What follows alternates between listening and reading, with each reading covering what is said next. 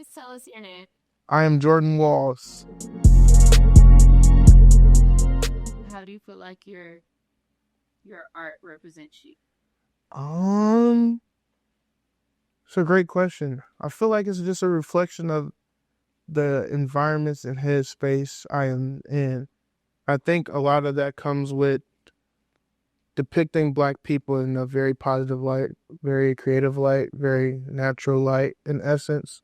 So I think that's how it relates to who I am within my art. What is it that inspires you? Like, there's a lot of stuff in your environment, but like, how do you select which things to pull out and like turn into something? That's a great question. I feel like so I always say, like, growing up in a Black city, I always seen very different variations of what being Black was. So due to mass media and just popular culture, um, I think I adapted to the negative connotations of Blackness and Black activity. So I would say with being in new spaces like Morehouse College or living in Atlanta for 4 to 5 years, I would say seeing people in their natural element, which I didn't get a chance to appreciate in Detroit because I just didn't have a knowledge of, like, because I often say, like, I didn't grow up around Black progressiveness being from the inner city, but I was surrounded by Black businesses, barbershops, car washes, and stuff like that. So with that knowledge, I then wanted to create art that was representative of how mundane being Black can be. And then even us being in our natural, like, I hate to use the word habitat, but environment coexisting is beautiful within itself. So I think, like, one of my favorite, I don't know if it was a picture, but it was a video. I was at Spelman and seeing, like, somebody getting their hair braided on the porch. It's like, man, I've been seeing this my whole life, but this is so beautiful. Like, this isn't anything out of the ordinary. Like, this is a daily practice for us, like a ritual, but it's so beautiful within that. So, like, Black excellence, like, was like interchangeable with, like, Black standard or like Black norm. So, what is it that made you first pick up a camera? Mm, I would say first during church. I joined the media team at my church. That's not true. Actually, summer camp at Youthville, Detroit, I learned how to use a camera. When I wasn't, like, I don't know, I was entrusted with a lot of high tech equipment, and I went to like a media summer camp, and that wasn't even an interest of mine at the time, but me and my friends were just there. It was something to do. And then I would say next step was learning it at my church, being on the media team at my church. Again, just helping out, like finding something to do. That kind of piqued my interest. And then during COVID, my cousin Sam taught me how to use a camera and showed me how to use lighting and stuff like that. And I would say that's when I picked it up for real on like a consistent basis. Okay, cool, cool. What's some of your favorite projects that you've done? Maybe like 2 or 3. Are we just speaking photography? No. Okay. But tell us like what they are if they're not photography. Okay.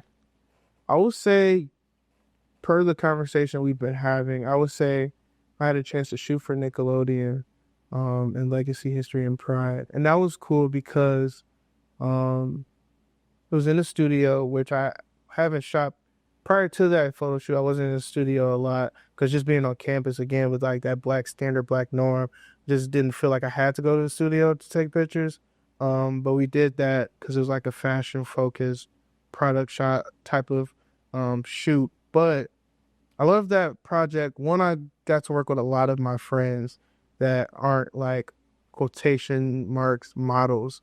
There's just people that I hang around and I be around, and just to see the conversations we had into fruition on such a stage like that was really cool. And again, just to like document so many Black college students and just norm, just like how they dress on a regular, how they would smile and interact on a regular. Nothing was like out of the box or too abstract, which nothing is wrong with that, but it felt like I shared just a portion of my everyday life, and it was received really well. Nice. Tell us your favorite one. That would be probably number one. Okay. Number two, would be as a, I wouldn't call myself a fashion designer. I would say that I make ideas and I use clothes as medium sometimes. Um, but with designing, I did crew necks that used the image of James Baldwin on it. Said sponsored by the Department of Education. Um, I would say that because that was the first time I used my feel like sociology coursework and degree mixed with my interest, and I combined them on a crew neck or a fashion item. I didn't think it was going to be well perceived at all, but it was like the biggest thing I've done to date on my own. And just to see that what I nichely cared about through a t-shirt design I made in class was so well perceived by people who walked different life than me. So it wasn't just college students buying it, wasn't just black people buying it, but it was people who all came behind an idea that I had. So I think that was cool. That'd be number two. Number three, I don't have a number three in mind. mm I'll say number three. It's cool that I'm using like three different mediums or type of things. But I did an event at We Create Studio in Detroit um, with a bunch of my friends, and it was really cool. I would say growing up, I didn't have a community that nurtured me creatively consistently. Besides like that summer camp that I talked about. So being able to throw something that me and a bunch of kids from across Detroit that had one common interest, whether that be like art, music, fashion, photography, could all come and just vibe out. Was really cool to be able to make that space for that. Nice. But you're not just a photographer, like Mhm, you're an artist. mhm, So can you run through all the things that you do? If you had to put labels on them, can you run through them? mhm. I feel like the self-labeling can be really scary, but I would try. I feel like I am a photographer if I had to label it. I feel like I am a fashion designer in the sense of making wearable items. Mm-hmm. Curator is under my resume. I have curated. I am an exhibited artist, so photography, screen printer, very amateur DJ. I feel like I am a hip hop historian. I feel like I'm a culture historian, streetwear historian. Um, and that's just creatively, but even me as a person, I'm a sociologist. Just graduated with my sociology degree, so I try to think of art in a social lens, historically and contemporary. I'm a believer. I feel like that plays such a big part in everything I do creatively. Um, I'm a good friend. I feel like I'm a great friend. I love all my friends, the communities that I coexist in Atlanta, Detroit, New York, LA. Um, yeah. I think it's good for people to give themselves props where they're due. So proud of you. So what's next for you? That is an interesting question. Um, I don't know. I feel like what's next puts a timeline on it, but just continue to develop on all levels, continuing to be immersed in every community I've ever been in from Atlanta, from Detroit. Um, very black spaces, very underdeveloped spaces, spaces that I feel like need my presence in my experience, spaces that I can add to and learn from. Um, Plan on making more clothes. I plan on being a part and curating more art exhibitions and exhibits. Um, yeah, just keep growing in my craft and who I am as a person. Like looking at life as a big puzzle, and the puzzle does not get complete without you. And I think Pastor Rob said that maybe one day. But like everybody is needed organically as they are. Just continue to, I feel like post COVID, post propaganda about self isolation and getting your mind right. Be around like minded people, people that care about things that you like, as serious as you like them.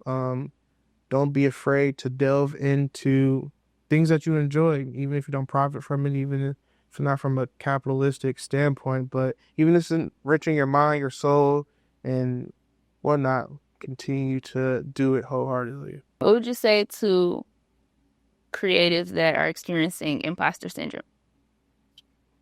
Um, this is something that I am even working on shorting with because the algorithm is so strong to cater things that you care about and that you like.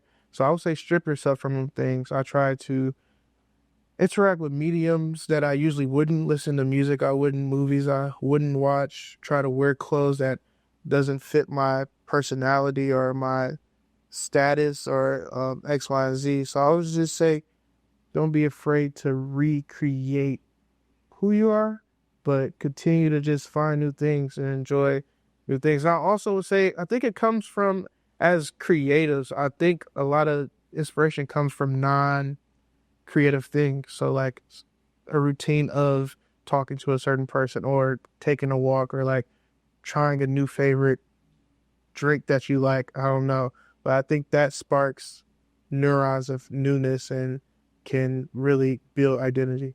I feel like every design or every photo I put out, I want somebody to resonate with in a sense of peace, in a sense of with identity crisis and with feelings of not belonging. I want somebody to wear something by me and they felt as if they had a process of making it. You know, I want people to enjoy my pictures with pride of like knowing this belongs to them because I feel like art doesn't belong to the people that make it. It's for community. It's for the gaze of people to wonder what does this mean and how did it get here. So I would say for sure for people to really be immersed in it and feel one with whatever design they're wearing or whatever photograph they're looking at. Did Wally exist 4 years ago? Well, it did not exist 4 years ago at all. And I'm sure you can attest to being on a black campus, but people care. Like people really care the ideas you have and the things you say. And I would say that's something I didn't really experience here.